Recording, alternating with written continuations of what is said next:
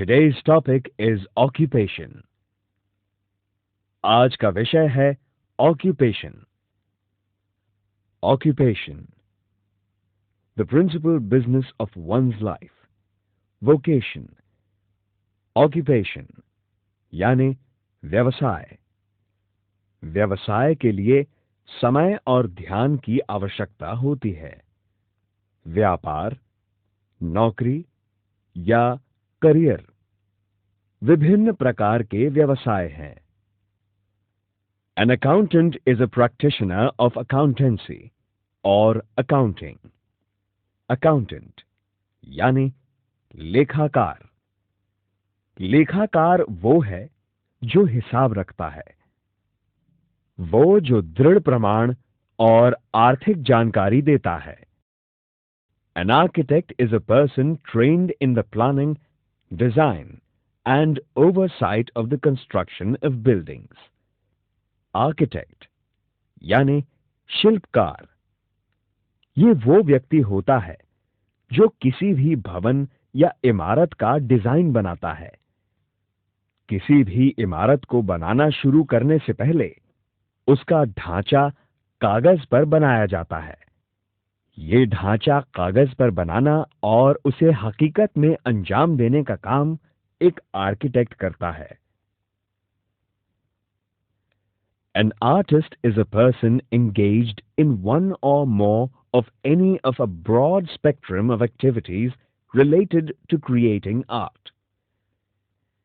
Artist यानी कलाकार. कला के विभिन्न या अलग-अलग क्षेत्रों में किसी भी एक क्षेत्र से संबंध रखने वाला या उसमें किसी भी एक में महारत रखने वाला व्यक्ति.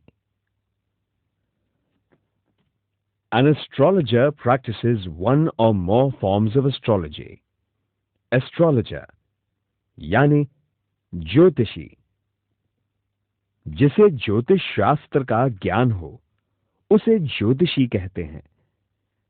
जिस समय इंसान का जन्म होता है उस समय ज्योतिषी उसकी कुंडली बनाते हैं. सूर्य, चंद्रमा और सितारों के स्थान के अनुसार भविष्य का वर्णन करते हैं. Author.